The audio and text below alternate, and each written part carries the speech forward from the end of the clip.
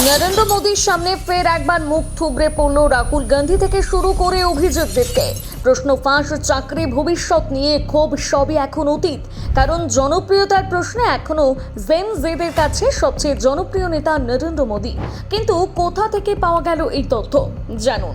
সম্প্রতি একটি সমীক্ষায় যুবকদের কাছে জানতে চাওয়া হয়েছিল তাদের মতে দেশের সবচেয়ে জনপ্রিয় নেতাকে। ফলাফলে দেখা যাচ্ছে প্রধানমন্ত্রী নরেন্দ্র মোদীকে সবচেয়ে জনপ্রিয় নেতা হিসেবে বেছে নিয়েছেন 39.8% যুবক।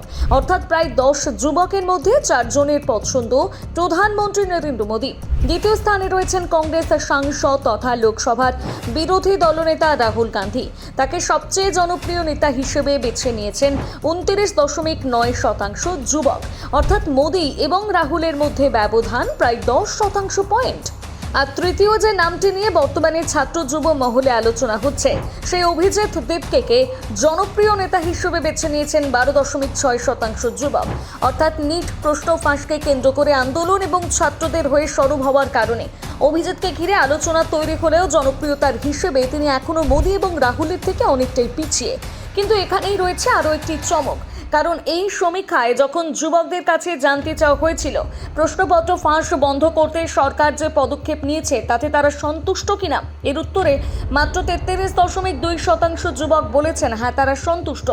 অন্যদিকে 50.7% যুবক সরাসরি বলেছেন না।